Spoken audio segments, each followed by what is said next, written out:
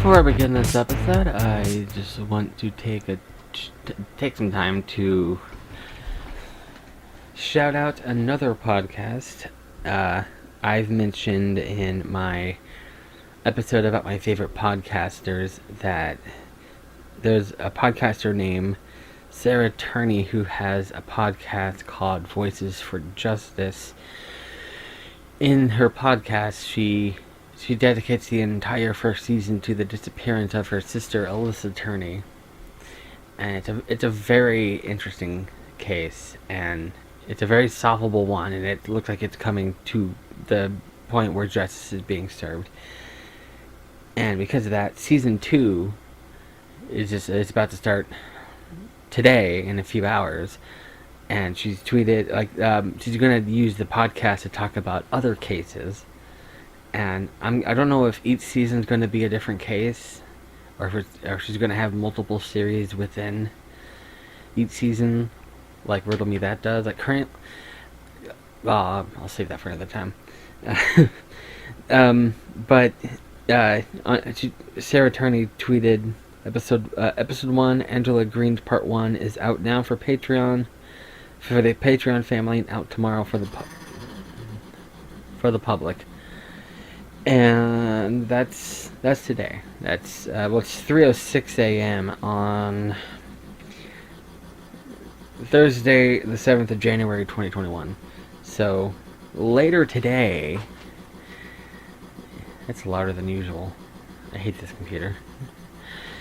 But that's literally the only issue I have with this computer. But anyway, so I was gonna wait until the episode's out so I can say it's an amazing episode and you can watch it now or listen to it now, but I wanted to do this episode and I wanted to start something I want to start doing. I want to start shouting out other podcasts that I'm listening to. And technically I'm not listening to this one, but I will when it's posted because I love the first season, and Sarah's amazing. She's literally an inspiration to other people. I've heard other podcasters and guests on podcasts point to her as their reason for doing what they do or seeking justice. And if you don't know who Sarah Turney is or the case of Alyssa Turney, I highly recommend you look into it, because you'll see why she's an inspiration to people. It's an amazing story, and I'm glad that she's going to start talking about other people, other cases. She's going to do a lot. She already has done a lot of good, but she's going to do even more good with this series, and I'm really excited to listen to it. This isn't sponsored. She didn't ask me to do this. I want to start shouting out other things. Something I started doing yesterday on Twitter is something I've always done is, while I'm listening to podcasts, I'll be gaming. Usually, non-dialogue games like Ori or something like that. And yesterday I was listening to Ohio Mysteries. I've been listening to that one for a while. I'm actually binging it, and I'm not caught up yet. And I was playing Yoshi's Crafted World, and so I tweeted that I was going to start tweeting, shouting out what I'm listening to and playing. And it kind of show that they don't really go together, because I was listening to true crime while playing Yoshi. And tonight I was listening to there's the new episode of Riddle Me That while playing Ukulele and the Impossible Layer. I didn't tweet. I probably should have tweeted that, but yeah. I will shout that out. If you're listening to this and you saw my tweet about Riddle Me That and the playing ukulele, I tweeted it after. I haven't even done it yet. I didn't think about it until now. Anyway, on to the episode. There's this episode. I've been wanting to do this for a while. Van Gogh is my favorite favorite artist of all time, the painter. I'm a huge fan. I even bought a Starry Night face mask, and I get compliments about it all the time. People always tell me, "Oh, I love your mask." And I actually had someone online, one of my friends, I sent her a selfie, and she said, "Oh, I've seen that painting. Who is that artist?" And I said, "Vincent Van Gogh." And she said, "Oh, does he live in California?" And I had to tell her that he died in 1890, I think. And she was like, "No, no, no, no, no. I know that guy. He's still alive. He does this and that." And I was like, "No, no. He's been dead well over 100 years." Let me see. Yeah, he died. Up. No, go back up to the top. I was reading the Wikipedia earlier. He died in 1890. He's been dead well over a year. 100 years. Wow. Yeah. Oh yeah. Over a year for sure. Like no doubt. Like no one's debating that. But yeah, like he's my favorite painter for many reasons. Like I love the style. Like Starry Night is my all-time favorite painting, and like his style is really amazing. And apparently, I just got a notification that there's an update available for the program I'm using to record, and I'm not stopping to update. So there's that.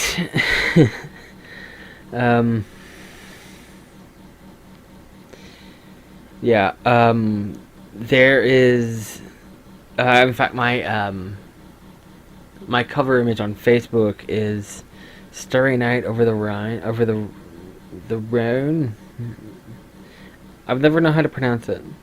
There's actually, it's kind of confusing to find it because there's the Starry Night, and then there's Starry Night over the Rhone. I think it's the Rhone. Yeah, there's several good amazing paintings about like I was gonna put Starry Starry Night as my cover image, but then I tried this one over the Rhone. So I'm probably mispronouncing that. But I tried this one and I thought it looked better to me. But I'm curious. I'm going to no selection there because I want to know how to pronounce that.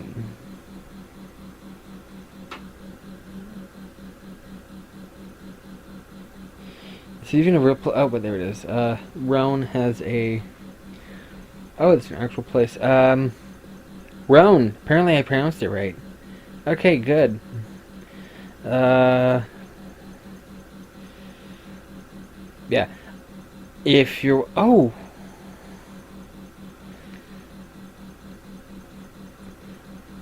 Okay, I love stuff like this.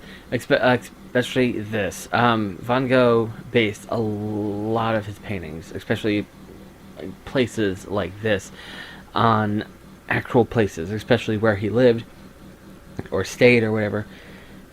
And it says it's a picture. As I was scrolling, I was like, "Oh, look, that looks kind of like the painting." And the subtitle, "A similar view of this site in 2008." So he painted an actual place that's still there, and it actually looks like the painting to the point where before I even read the caption, I'm like, "Hey, it's the spot." Which makes me wonder if the other Starry Night has something similar. I'm going to scroll until I find that painting. You would think it'd be at the top. I think Starry Night is like one of his most famous paintings. And it's not on the Wikipedia page. Okay, that bothers me. But I think I also have the Wikipedia pulled up. So I am going to... Okay, I don't have it pulled up. That's awkward. Anyway, I'm going to skip that part for now and come back to it.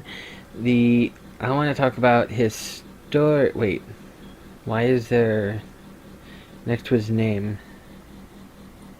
Vincent Van Gogh. So Wikipedia has a thing now where you can listen to how someone's name is pronounced.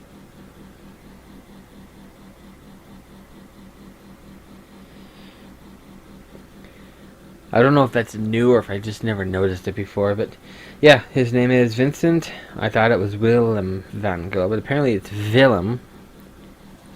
Vincent Willem van Gogh. I say Van Gogh. I get annoyed when people say Van Gogh. I'm like, that's not right, but that's what the speaker person said, and I'm just going to stick with Van Gogh because it's less annoying to say. So, he's got a really interesting story, and it's going to make me sound like a know-it-all, but I already knew a lot of his story before I saw the Doctor Who episode, but a lot of people didn't know about his story until they saw Doctor Who. And I will say, even to this day, that is probably the most emotional episode of Doctor Who I have ever seen. I'm actually going to look that. I don't know what episode it is. Doctor Who. It's one of the recommended. It's one of the suggested titles. Okay, let's see. Vincent and the Doctor is the name of the episode. And open on Wikipedia. Actually did a really good job at casting him. Yeah, it's the 10th episode of the 5th series of the British science fiction television show Doctor Who.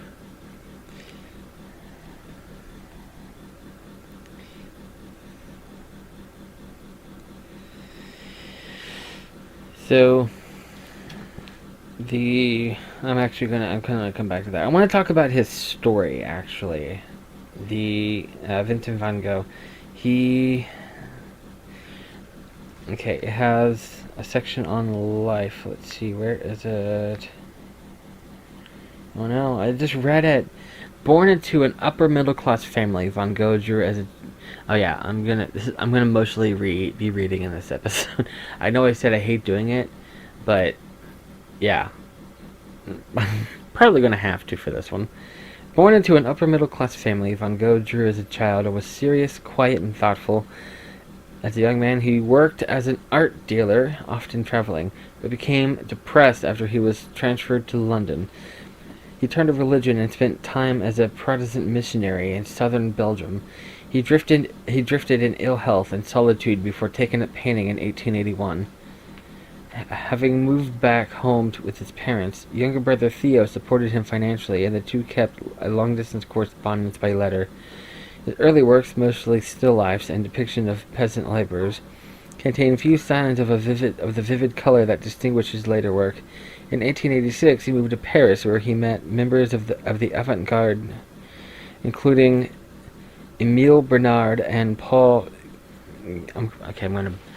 Disclaimer, I'm probably going to butcher most of these names, because I was reading it and I'm like, can't pronounce that. Wait, I wonder if they have... Let's see. Paul... Oh, he has a page. There is nothing here. He doesn't have a thing to pronounce his name. I'm just going to say Paul Gauguin. Oh, anyway. Who were reacting against the Impressionist sensibility. As his work developed, he created a new approach to still lifes and local landscapes. His paintings grew brighter in color as he developed a style that fully realized during his stay in Arles. I think I see. It doesn't have a pronunciation thing. I'm gonna say Arles. I don't know. And I lost my spot. In south of France in 1888. During this period, he broadened his subject matter to include series of olive trees, wheat fields, and sunflowers. Van Gogh suffered from psychotic episodes and delusions, and though he worried about his mental stability, he often neglected his physical health, did not eat properly, and drank heavily. His friendship with Paul ended after a confrontation with a razor when, in a rage, he severed part of his left ear. He spent time in psychiatric hospitals, including a period at Saint Remy. After he discharged himself and moved to the Auberge. He moved near Paris. He came under the care of homeopathic doctor Paul Gachet, His depression continued, and on 27th of July, 1880, Van Gogh shot himself in the chest with a revolver. It's a type of revolver that I can't pronounce. He died from his injuries 2 days later. Van Gogh was unsuccessful during his lifetime, and he was considered a madman and a failure. He became famous after his suicide and exists in the public imagination as a misunderstood genius, the artist where discourses on madness and creativity converge. His reputation began to grow in the early 20th century as elements of his painting style came to be incorporated by German expressionists. He attained widespread critical, commercial, and popular success over the ensuing decades, and he is remembered as an important but tragic painter whose troubled personality typifies the romantic ideal of a tortured artist. Today, Van Gogh's works are among the world's most expensive paintings to have ever sold, and his legacy is honored by a museum in his name, the Van Gogh Museum in Amsterdam, which holds the world's largest collection of his paintings. That's the end of the life section.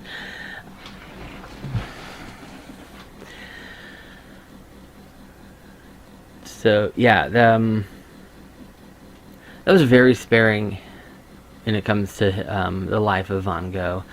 There's, I've actually read a biography, like an extended biography on his life, and that was the very abridged version of it. But it was accurate, but still left a lot of stuff out. A lot of what we know about Van Gogh comes from letters he wrote, and a lot of, especially the ones he wrote Theo, his brother, and he kept them all. And it says that Theo's widow Joanna arranged for the publication of some of their letters. A few appeared in 1906 and 1913. The majority were published in 1914. Vincent's letters were elegant and expressive and have been described as having a diary-like intimacy, and read in parts like autobiography, which is why we know so much about him through his letters, because of that. The translator, Arnold Pomerantz, wrote that I hate that I can't pronounce half of these. That their publication adds a fresh dimension to the understanding of Van Gogh's artistic achievement, an understanding granted to us by virtually no other painter. There are more than 600 letters from Vincent to Theo, which is why they're such a big deal. It's not like, oh, here's a handful of letters. It's a massive collection of letters. And around 40 from Theo to Vincent. There are 22 to his sister Will, and 58 to the painter Anton van Rappard, 22 to Emile Bernard, as well as individual letters to Paul Signac and Paul Gauguin, and the critic Albert Arbour. Some are illustrated with sketches, many are undated, but art historians have been able to piece most in chronological order. Problems in transcription and dating remain, mainly in those posted to Arles, from Arles. While there, Vincent wrote about 200 letters in Dutch, French, and English. There is a gap in the record when he lived in Paris, as the brothers lived together and had no need to correspond, which, that makes perfect sense. The highly paid contemporary artist Jules Breton was frequently mentioned in Vincent's letters. In 1875, letters to Theo, Vincent mentioned he saw Breton, discusses the Breton paintings he saw at a salon, and discusses sending one of Breton's work, but only on the condition that it be returned. In a March 1884 letter to Rappard, he discusses one of Breton's poems that had inspired one of his paintings. In 1885, he describes Breton's famous work, The Song of the Lark, as being fine. In March 1880, roughly midway between these letters, Van Gogh set out on an 80-kilometer trip on foot to meet with Breton in the village of Courrèges. Digressor. I pronounced it the way it's spelled. And now that's my place. However, he was apparently intimidated by Britain's success and/or the high wall around his estate. He turned around and went back without making his presence known. It appears Breton was unaware of Van Gogh or his attempted visit. There are no known letters between the two artists, and Van Gogh is not in one of the contemporary artists discussed by Breton in his 1891 autobiography, Life of an Artist. Can you imagine how different his life could have been if he had made that visit? Because that was a successful artist, and he could have met with them, showed him some of his work, and he would have been known, maybe. Unless it was like that iCarly episode where that famous artist visited Spencer and was so intimidated by his work, he told Spencer that his work was garbage. And he later confessed, like, I was intimidated and your work is amazing. And then Spencer didn't become famous. But point is, that could have happened here. Or he could have been like, hey, you're amazing, you're a genius. And then Vincent's life would have been completely changed. Or not, I don't know. I'll get to that when it comes to the Doctor Who episode. Early years. This does go in extensive detail. Vincent's home, and while he was there, he became an artist. Okay. So, I thought the part that I read was all it said. I didn't actually scroll through the Wikipedia. I was like, that's all it said. And then, so, it goes through his whole life. I'm not going to read everything, because it does get really lengthy. Because I just, while I was saying that, I was scrolling. Artistic breakthrough. The Yellow House. Ill from drink and suffering from smoker's cough in February 1888, Van Gogh sought refuge in Arles. He seemed to have moved with thoughts of founding an art colony. The Danish artist Christian Morier Petersen became his companion for 2 months, and at first Arles appeared exotic. In a letter he described it as a foreign country. The Zoves, the brothels, Zoev, I don't even know what that is. What is it? Let me see. There's a link for it. Oh, it's an army thing. The brothels, the adorable little Arlaxnani, going to her first communion, the priest in his surplice, who looks like a dangerous rhinoceros, the people drinking absinthe. Okay, the only thing I know about that is it's in Moulin Rouge. And they say it, but like they're singing it, so I don't know. Wait, I got my first taste of absinthe, or whatever, and like Gwen Stefani, Kylie Minogue is the Green Fairy, and that's literally all I know about it. I thought it was fiction. Until now. And all seem to be creatures from another world. Anyway.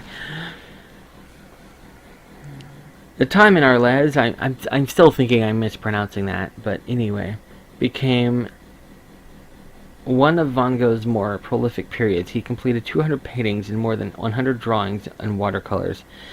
He was enchanted by the local countryside and light. His works from this period are rich in yellow, ultramarine, and mauve. His paintings include harvest, wheat fields, and general rural landmarks from the area, including the old mill, a picturesque structure bordering the wheat fields. It is one of 7 canvases sent to Pont-Aven on 4th of October 1888 in an exchange of works with Paul Gauguin, Emile Bernard, and Charles Lavelle, and others. Okay, I want to read about that. Alright, on 7th of May, Van Gogh moved from the Hotel Corral to the Café de la Gare, Having befriended the proprietors, Joseph and Marie. Not going to try to pronounce that. How do you pronounce? I know that a lot of French words and names have X's in it. How do you? I know in Chinese, X is pronounced like S. I don't know how. I don't know if they're silent in French, but anyway, the yellow house had to be furnished before he could fully move in, but he was able to use it as a studio. He wanted a gallery to display his work and started a series of paintings that eventually included Van Gogh's chair, bedroom of Arles, the night cafe, the Cafe Taurus at night, Starry Night over the Rhone, still life vase with 12 sunflowers, and all intended for the decoration of the yellow house. Okay, I want to read about a Starry Night.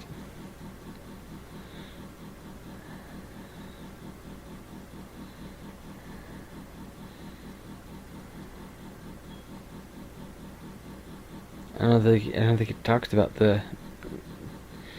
Okay, considering it's my favorite painting, there it is. Here's the Starry Night. I don't know anything about the creation of it. I just know one of the customers at work, like I said, I get compliments about my hat all the. I mean, my hat, yeah, but that's irrelevant.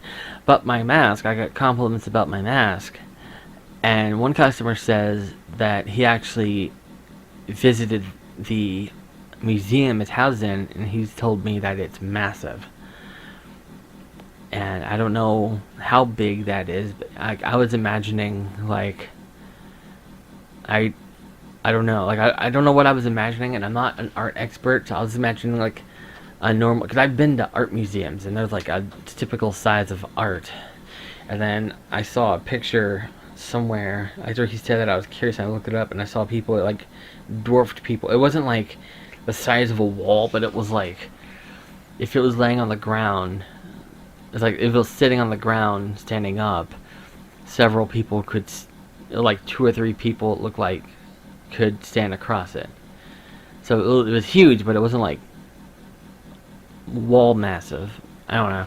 Anyway, Van Gogh entered the St. Paul de Mausolel Asylum on 8th of May 1889, accompanied by his caregiver Frederick Sales, a Protestant clergyman. St. Paul was a former monastery in St. Remy, located, and I looked away, located less than 30 kilometers, 19 miles from Arles, and it was run by a former naval doctor.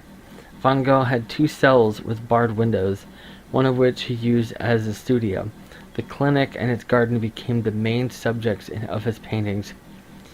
He made several studies of the hospital's interiors, such as vestibule of the asylum and St. Remy, and its gardens such as lilacs. Some of his works from this time are characterized by swirls, such as The Starry Night.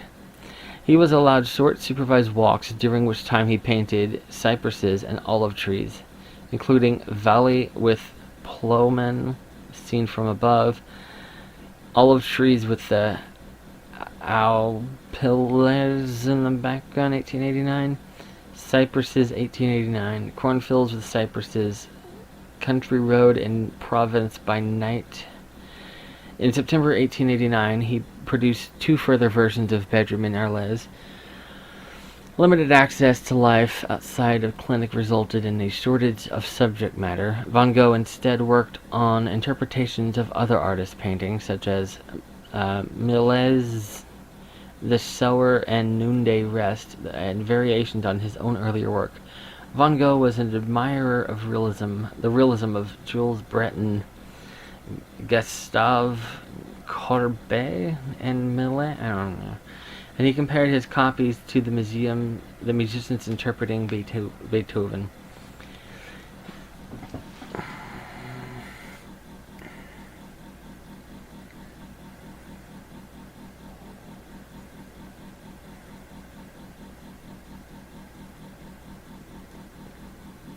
Kayla, I'm kind of like reading through this. There is a apparently Vincent Van Gogh and Theodore Van Gogh are buried alongside each other.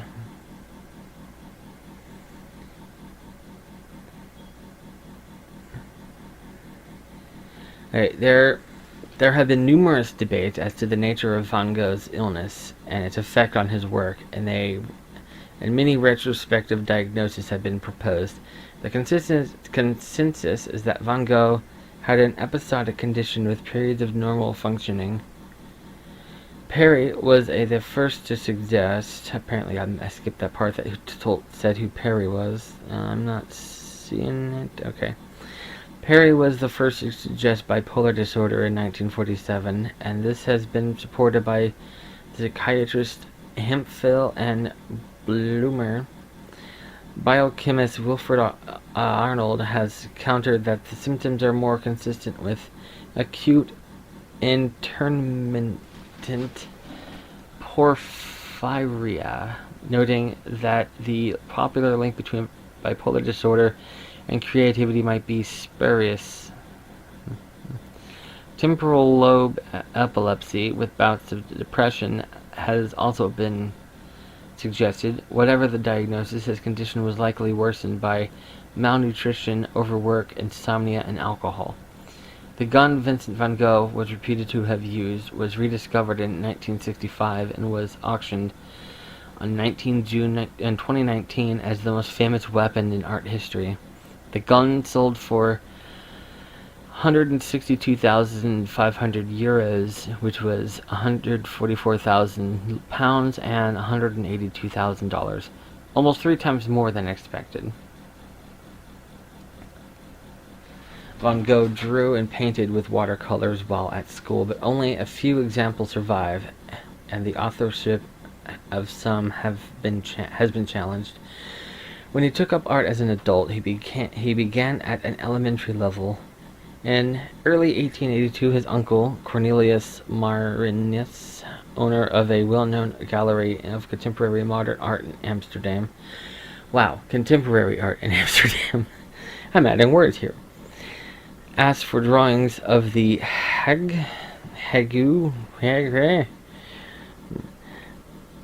Van Gogh's work did not live up to expectations. Marinus offered a second commission specifying the subject matter in detail, but was again disappointed with the result. Van Gogh persevered. He experimented with lighting in his studio, using variable shutters and different drawing materials. For more than a year he worked on single figures, highly elaborate studies in black and white, which at the time gained him only criticism. Later they were recognized as early masterpieces. In August 1882, Theo gave Vincent money to buy materials for working and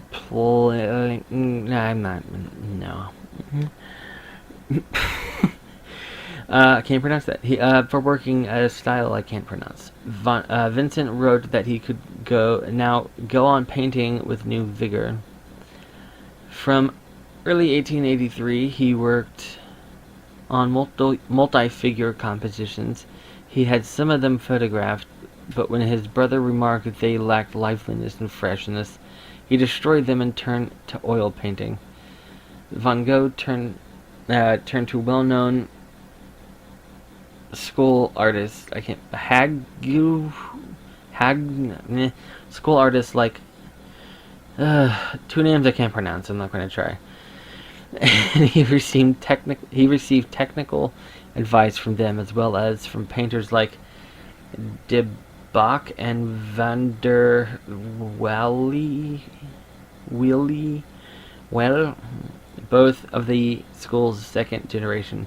When he moved to Neunen after the period of Drenthi,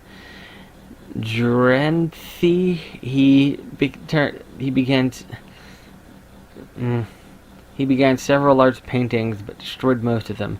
The Potato Eaters and his companion pieces are the only ones to have survived. Following a visit to the Ridge, okay, there's a J and K next to each other.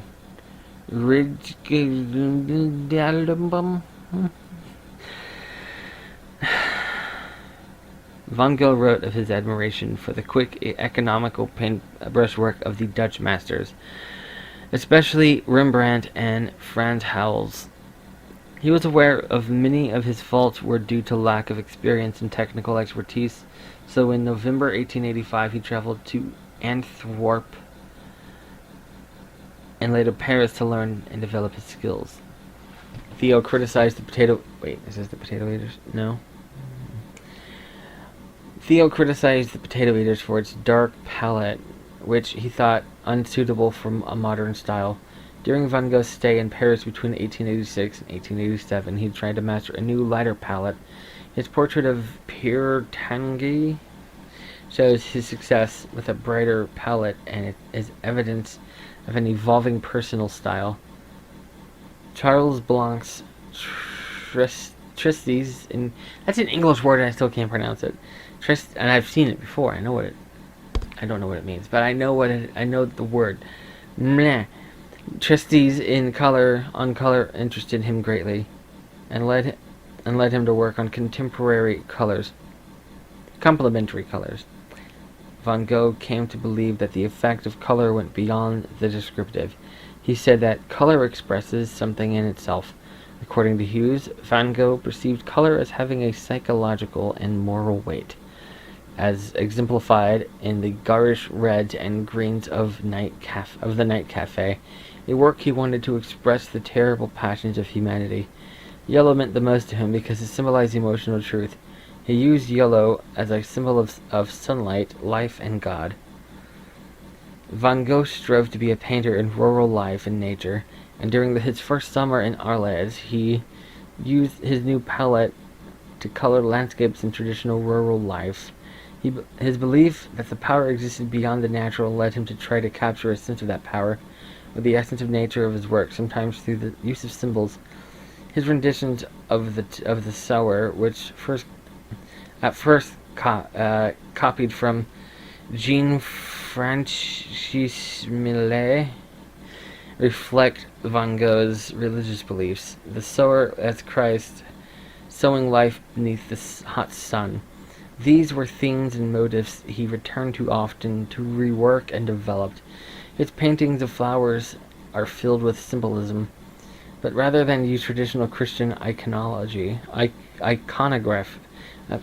again, another word I know, I've never actually heard it spelled, you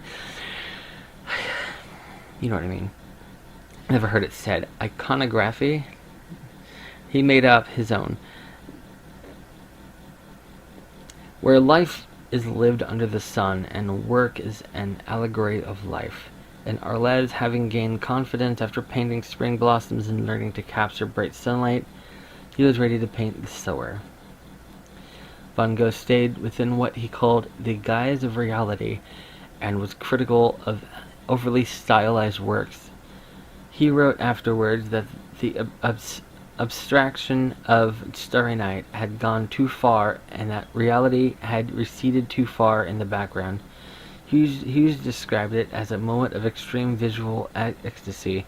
The stars are in a great whirl, reminiscent of great wave. Hokusai's great wave. The movement in the heaven above is reflected by the movement of the cypress on the earth below, and the painter's vision is translated into a thick, emphatic plasma of paint. Between 1885 and his death in 1890, Van Gogh appears to have been building in... Oh, there's like no consonants. Oh, there's an R. The collection that reflected his personal vision could be commercially successful. He was influenced by Blanc's definition of style, that a true painting required optimal use of color, perspective, and brushstrokes. Van Gogh applied the word purposeful to paintings he thought he had mastered, as opposed to those he thought of as studies. He painted many series of studies, most of which are still lifes, many executed as color experiments or as gifts to friends. The work and the work in Arles contributed considerably to his oeuvre. Those he thought the most important from that time were the Sower Night Cafe, Memory of the Garden in Eton, and Starry Night. With their broad brushstrokes, inventive perspectives, colors, contours, and designs, these paintings represent the style he sought.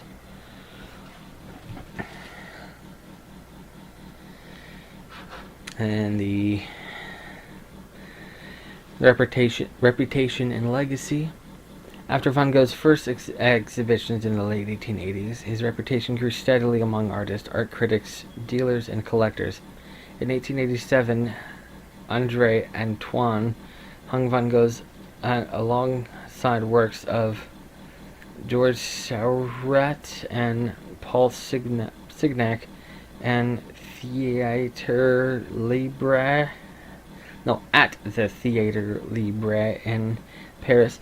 Some were acquired by Julien Tanguy.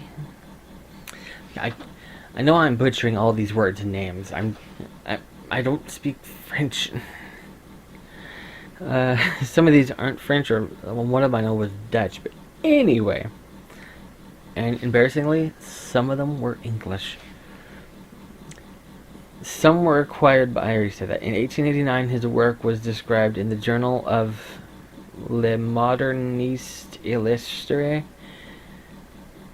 by Albert Aurier as characterized by fire, intensity, sunshine. 10 paintings were shown at the Société des Artistes Independent in Brussels in January 1890. French President Marie-Françoise Sadi Carnot is said to have been impressed by Van Gogh's work. After Van Gogh's death, memorial exhibitions were held in Brussels, Paris, The Hague, and Antwerp. His work was shown in several high-profile exhibitions, including 6 at the Les XX. In 1891, there was a retrospective exhibition in Brussels. In 1892, Octave Mirbeau wrote that Van Gogh's suicide was an infinitely sadder loss for art. Even though the populace has not crowded at a significant funeral, poor Vincent Van Gogh, whose demise means the exhibition of a beautiful flame of genius, has gone to his death, and obscure and neglected as he lived. Theo died in January 1891, removing Vincent's most vocal and well-connected champion. Theo's widow, Johanna van Gogh Bonger, was a Dutch woman in her 20s who had not known either her husband or her brother-in-law very long, and who suddenly had to take care of several hundreds of paintings, letters, and drawings, as well as her infant son, Vincent Willem Van Gogh. So there's a second Vincent Van Gogh. Gauguin was not inclined to offer assistance in promoting Van Gogh's reputation, and Julien's brother, Andrés Bonger, also seemed lukewarm about his work. Aurier, one of Van Gogh's earliest supporters among the critics, died of typhoid fever in 1892 at the age of 27.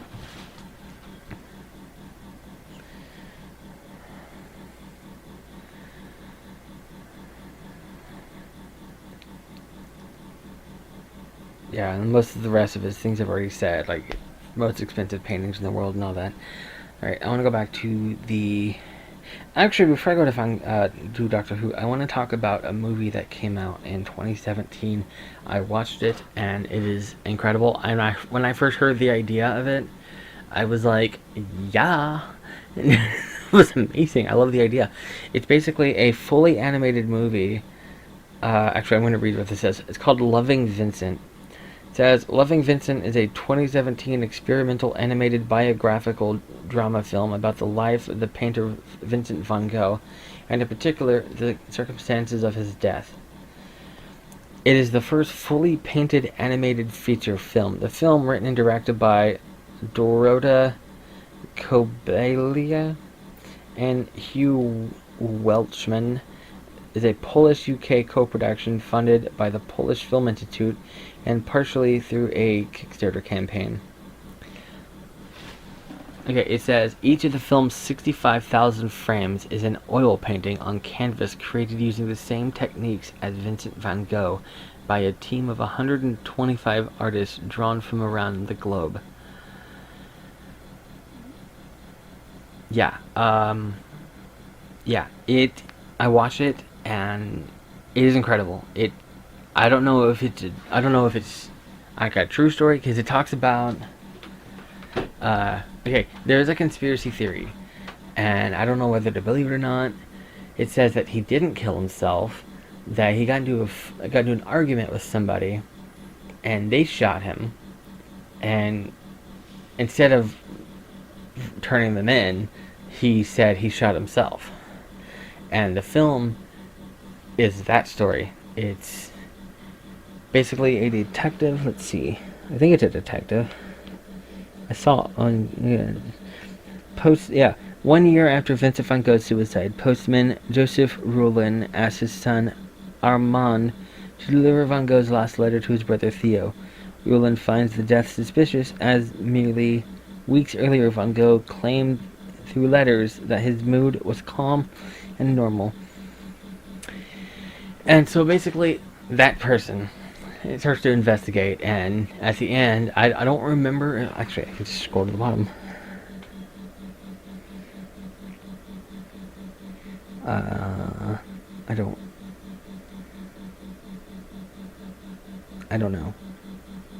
It says that they don't think the person was capable of murder. Basically, it might have been leave it up to your interpretation. I personally don't think it's true. Kind of, but I'm not like hard, heavy set on it. Oh, you're dead and was murdered. I don't know. Like, I think it was suicide. But if he was murdered, then that's the story. But I don't know. Like, circumstances around it, I don't know enough about it to make a decision. But it was heavily reported as a suicide, and I'm not saying that just because that's the official story doesn't mean that it's literally what happened. It doesn't make it true. It just means that's the official story. So I'm going with that.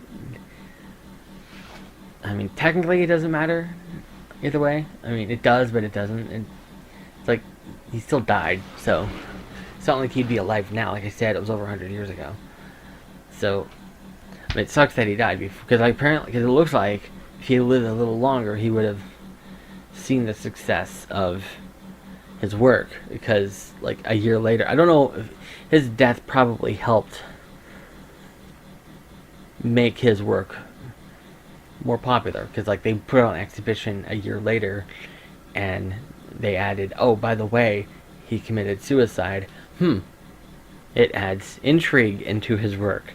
So that might have helped make his art popular,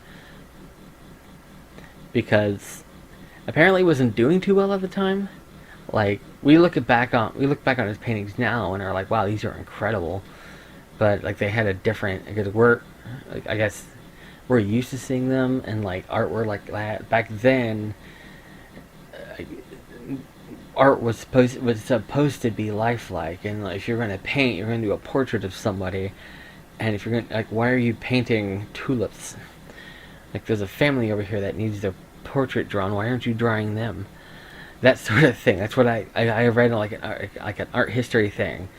Like, those were seen as useless. Like, if you're going to paint, do like biblical scenes or historical events, or draw this family and do it lifelike.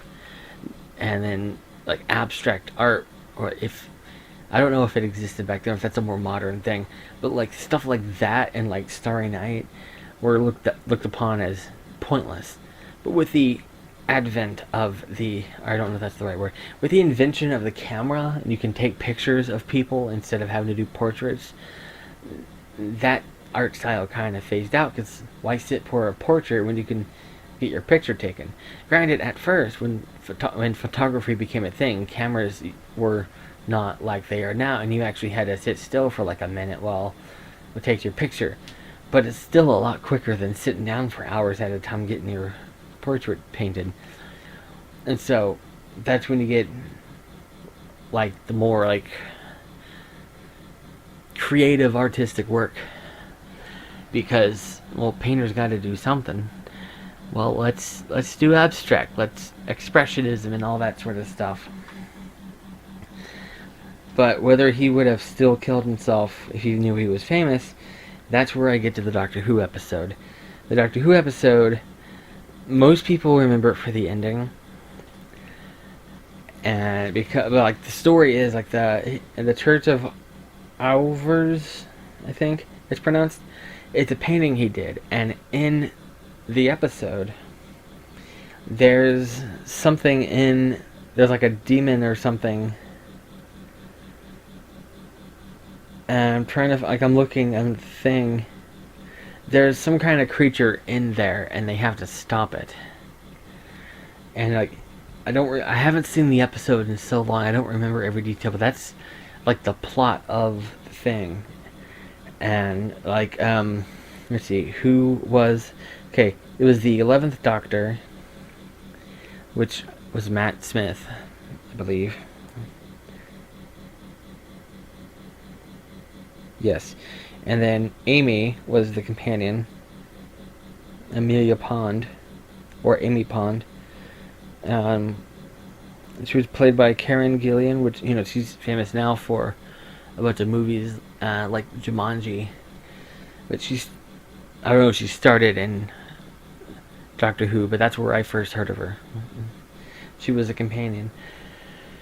And they visit. Okay, the 11th Doctor takes Amy to the Musée d'Orsay, I can't pronounce that, in Paris, where they admire the work of the post-impressionist painter Vincent Van Gogh. The Doctor discovers a seemingly alien figure in the window of the painting, the church at Alvers, and decides they must travel back in time to speak to Vincent around when he painted the painting. In 1890, I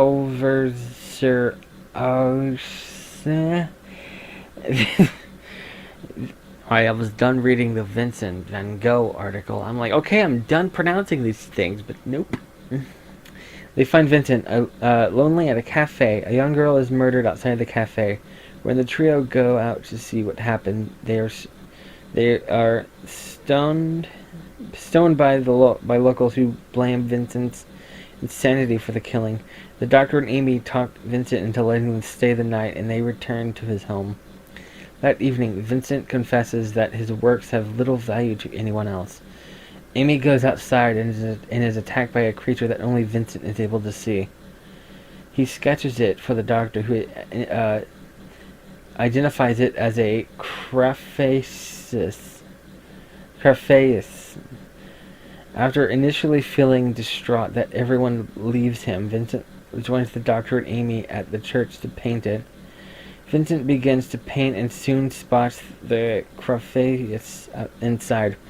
Vincent saves the Doctor and Amy from the Craphaeus, which the Doctor realizes is blind. The Craphaeus is fatally impaled by Vincent's easel when it tries to lunge at Vincent.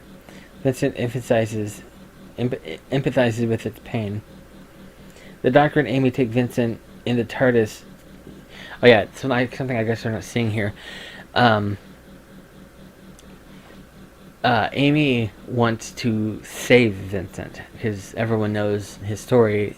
He kills himself because he thought he was unimportant. Well, it's probably more complicated than that. But she wants to save him, so she basically talks the Doctor into showing him that he's important now. The Doctor and Amy take Vincent in the TARDIS to the Van Gogh exhibit at the museum whose pronunciation I botched at the beginning of this part. Vincent is stunned at the display and becomes emotionally overwhelmed when he hears the art curator, Mr. Black, played by Bill Nye, not the scientist. It's really confusing. When I was telling somebody about this, like, Bill Nye isn't he acted in the no. It was Bill Nye, pronounced different, is the Minister of Magic in Harry Potter. The last two. Well, three, because of part two. Not in part two. Anyway, that says that Vincent is the greatest painter of them all, and one of the greatest men who ever lived. They return an emotionally changed Vincent to the past and say their final goodbyes. And it was a really emotional scene, because like the look on his face, the actor they got. Not only did he look remarkably like Vincent Van Gogh, but like he played it really well. Like he made the scene emotional because he's looking around, the camera's panning around him at all the art, and just the look on his face. And when the curator says that, because the doctor, he looked at him and goes, "What would you say? Like, how would you describe Vincent Van Gogh?" And he says that right in front of him. He obviously doesn't know it's Van Gogh.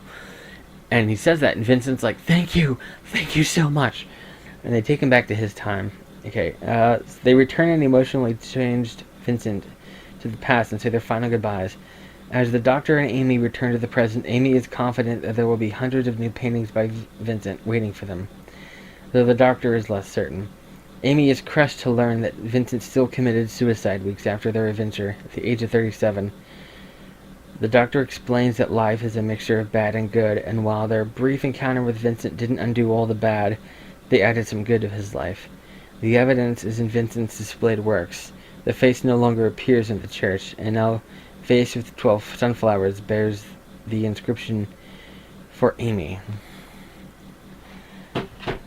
I'm really glad they did that.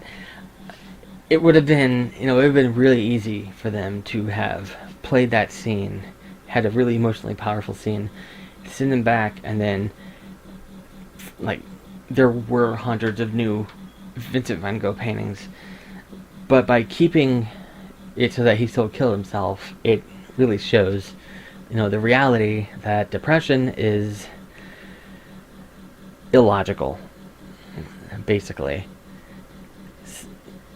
We tend to think that, he killed himself because, he wasn't famous. No one liked his paintings. He didn't think it was important.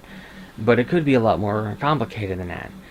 And I like to point to the examples of, like, Robin Williams. I mean, logically, he should be the least depressed person on the planet. He was one of the most successful actors of all time. He's in tons of movies. I was going to say millions. He was in tons of movies. Everyone loved him. He was extremely funny, extremely successful, and he killed himself. In fact, he was so busy that after his death, 4 movies were released posthumously. After he died, 4 movies were released that he starred in. And and he's just one example. Like, one that's still kind of hard to talk about is Chester Bennington. I'm a lifelong fan of Linkin Park, and I've always loved their music. And when he killed himself, it was not, I wasn't able to listen to Linkin Park for like a year, but then I finally did, and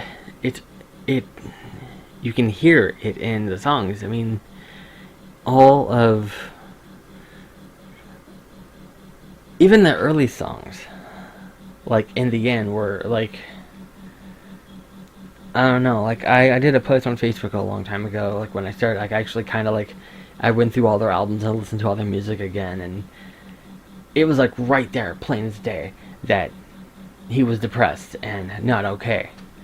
And even in his last album, Heavy, like literally the first song on the last album is called Nobody Can Save Me.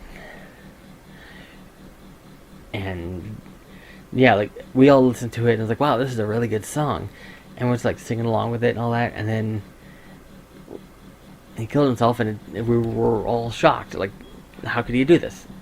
Well, we listened to the music. He was telling us all along, like, hey, this is going to happen. If because depression, it sucks. It's not logical.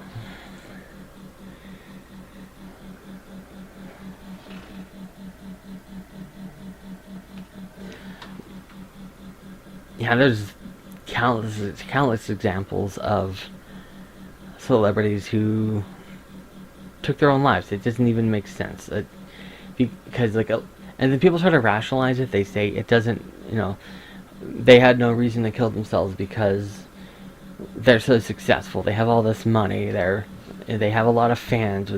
Like I said, with Robin Williams and Chester Bennington, sometimes that's not enough because, as I've said, depression is not logical. And yeah,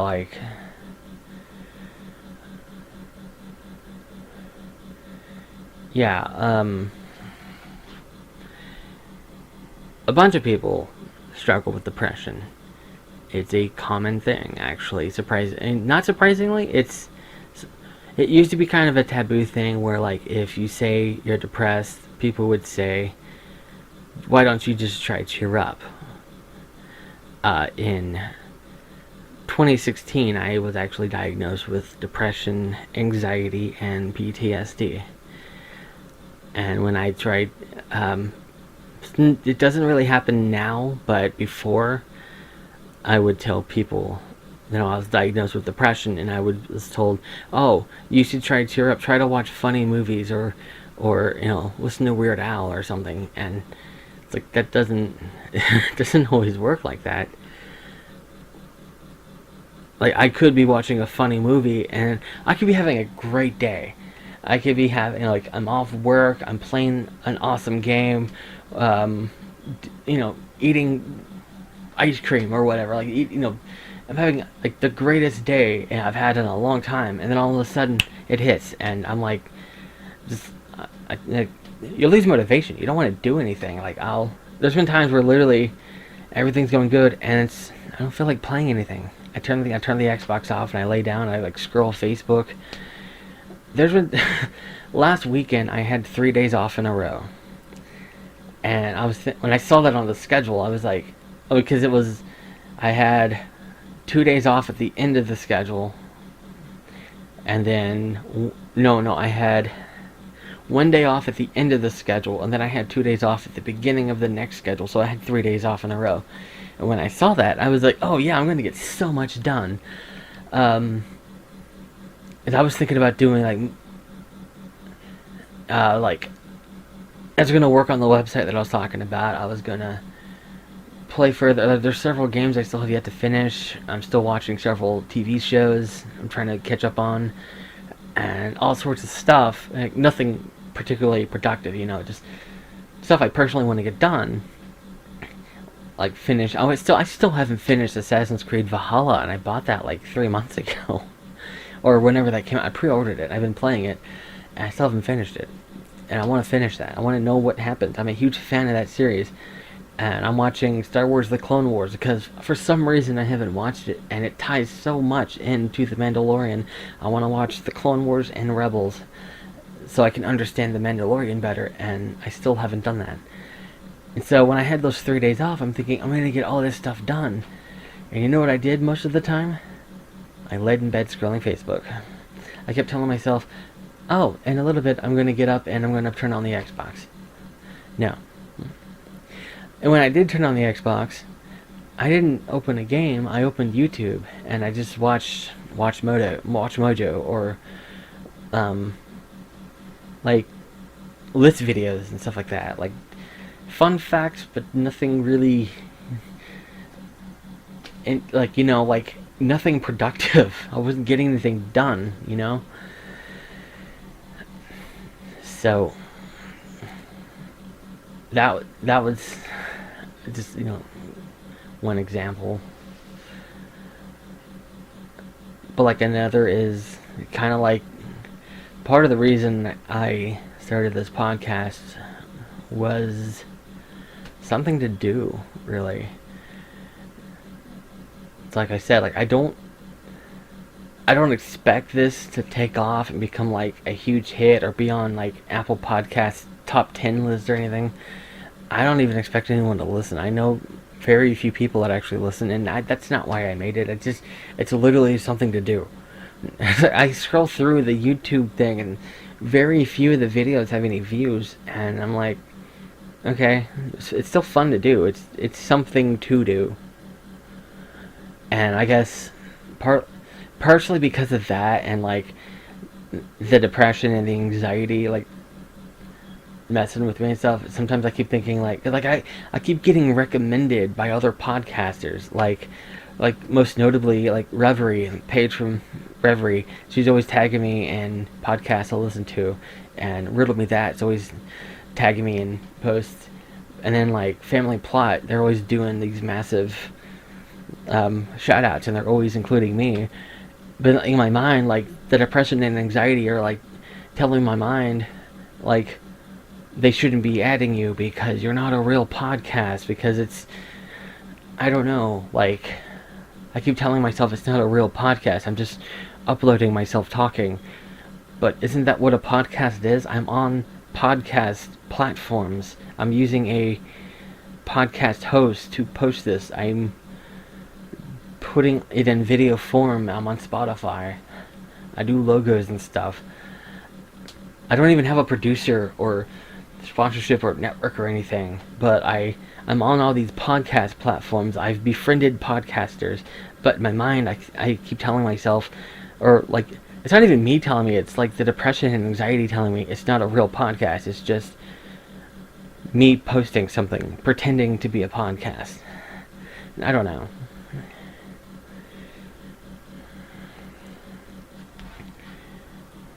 I hadn't really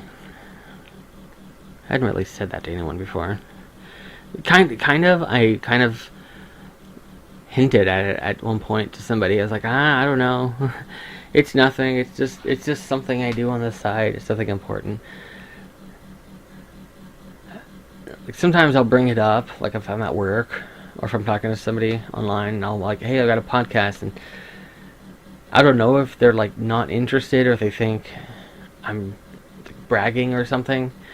But like I don't have much else to talk about. Like I don't got nothing else going on except work.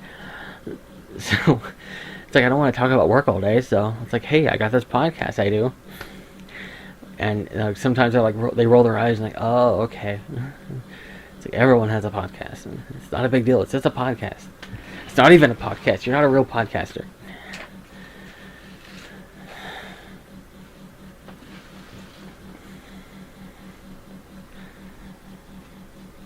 I don't know. I had said at the beginning of like one of the earlier episodes, I want to talk about more important things, but like I wasn't quite there because It's hard for me to be serious because like you see, like when I'm talking about Zodiac Killer, I'm still cracking jokes. I can't help it, and that's why I didn't want to cover true crime, because I can't take it seriously, and like I didn't want to talk about. I didn't want to call the episode... I wanted to talk about depression, but I didn't want to call the episode depression because that'll have, like, higher expectations to be completely serious the whole time. And I wasn't sure I could do that. So I decided to disguise the episode as a Van Gogh episode. I mean, I wanted to do an episode about Van Gogh for a long time. I was like, but how am I going to cover it? Am I just going to say, hey, his paintings are amazing?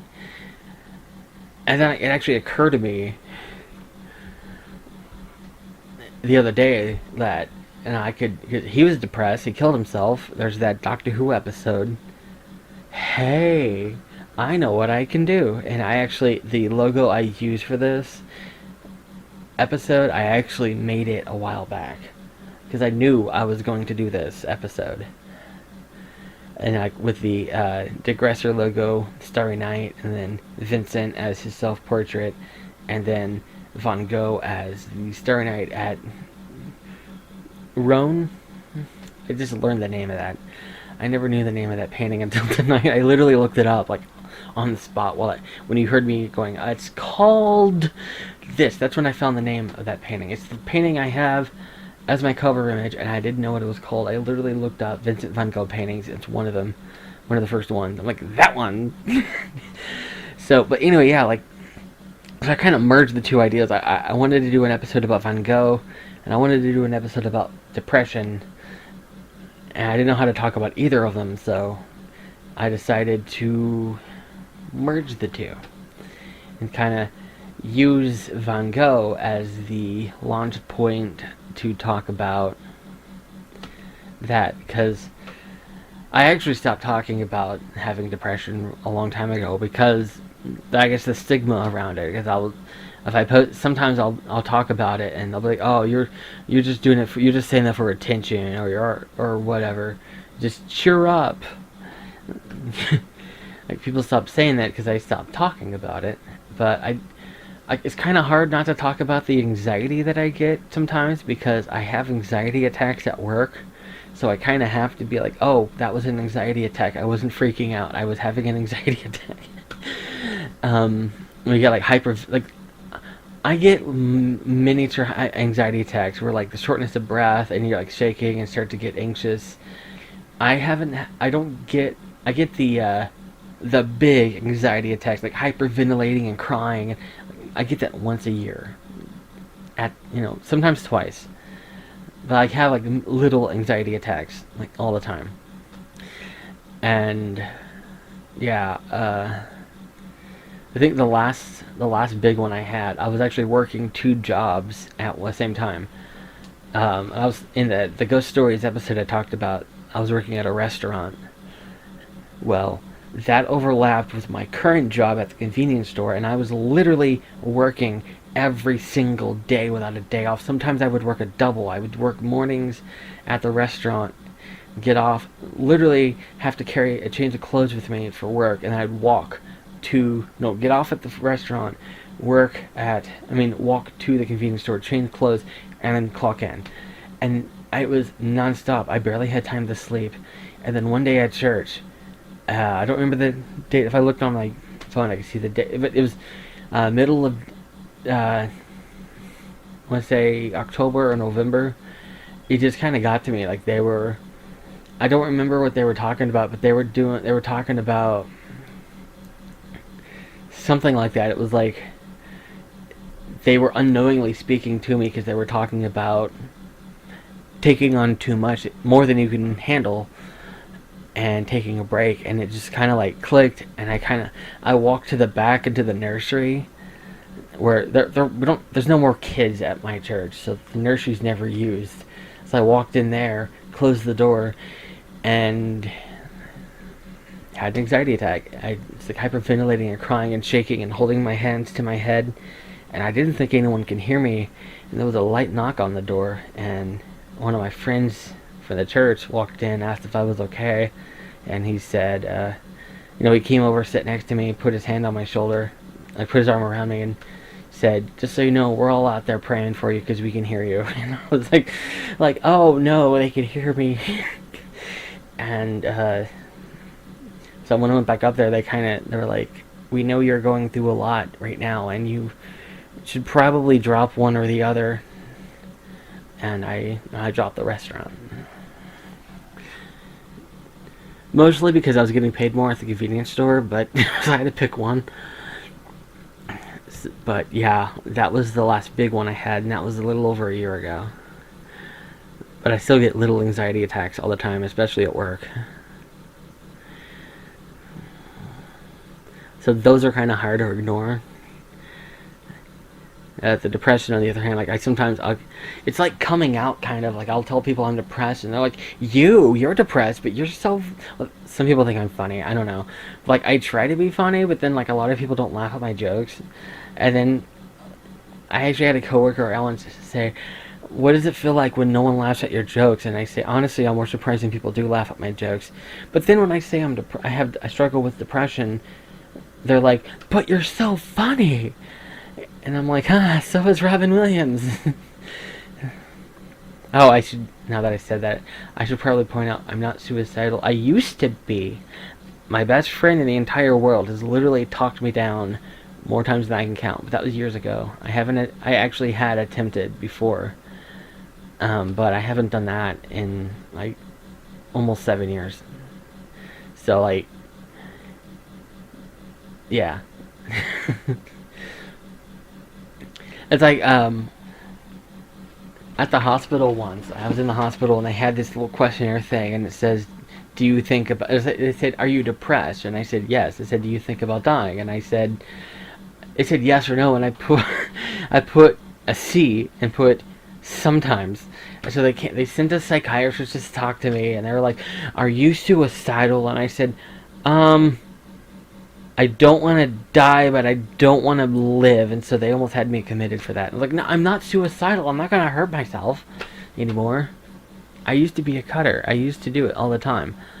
And when I started, it was on my wrists, like, the stereotype. And then like everybody could see that, and they said I was doing it for attention. I was like, no, I'm not. So I moved to my legs. I had this. My stepfather gave me when I first moved into my first apartment, he gave me this little toolkit. He says everyone should have a toolkit in their house. Even if you don't use tools and you don't know anything about them, you should have like a little toolkit with like the basic, like little hammers, screwdrivers, wrench, whatever. And I guess I agree. I'm not big into tools, but I think, there's some times where I'm like, does anyone have a screwdriver? So, like, I don't have one, but it's good to have stuff like that, even if you don't use tools. Anyway, it came with a set of tiny screwdrivers, and I noticed that the flathead one had very sharp corners. And so from 2009 until 2014, a month wouldn't go by that I wouldn't cut my legs out. And yeah, another thing I rarely talk about, I've only told a few people that. Now I've told, I was going to say the world, but no one listens to this. So I've told my room. But yeah, they say that it's something that's really important for something like that. A lot of times, staying in the area where your trauma happened is not good for your mental health. And okay, I used to never talk about this, but now, like, I mention it sometimes to people. My dad was abusive. He was a raging alcoholic and would beat my mom and I. And she left him when I was 6. And I moved back in with him in 2008 when I was 20, when I was 20, turning 21. And no, he did not change. He was still, like, by then he wasn't physically abusive. He was only mentally and emotionally abusive, which in my opinion is worse. But I grew up being abused. Mm-hmm. And so, when I moved into my own apartment, it was in that area. It wasn't by where our house was, but it was in the area that we would frequent. Like, there was an old Walmart there, and like that street, like that mile stretch, we would go there all the time when I was a kid. So I wasn't in the same house, but I was in the same general vicinity, frequenting the locations that some of the trauma happened when I was a kid. And so I didn't even make that connection. And so all that time I was self-harming, and I attempted a few times, and my best friend talked me out of it. She's amazing. And I tell people she earned that best friend title. and then in April 2014, I moved from Texas to Ohio.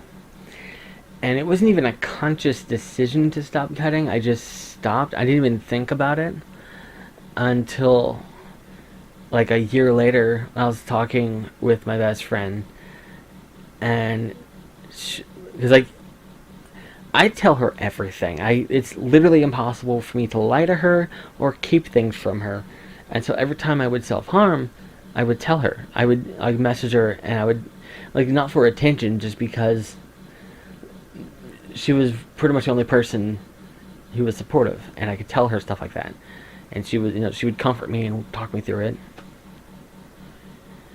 And so about a year later, she said, "I noticed that you haven't told me about self-harming."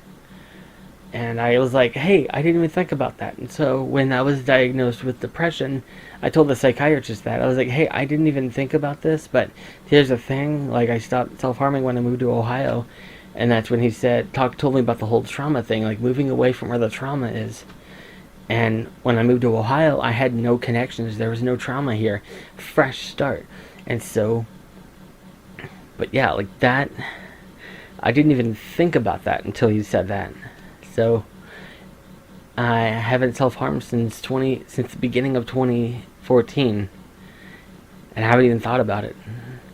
Like, I've been through a ton of crap since 2014, and I've never even considered that. So yeah, what they say about moving away from where the trauma happened, it is true.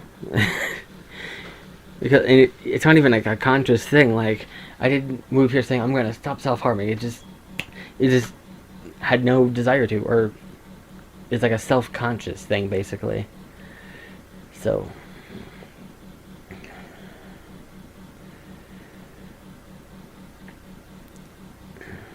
but yeah,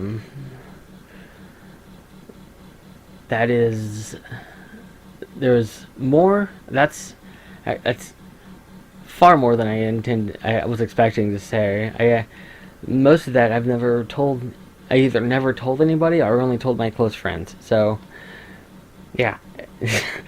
I successfully combined Van Gogh with depression. I'm actually not going to say anything in the title. The title is just going to be Vincent Van Gogh. So, halfway through, it's like, hey, let's change subject to something really depressing.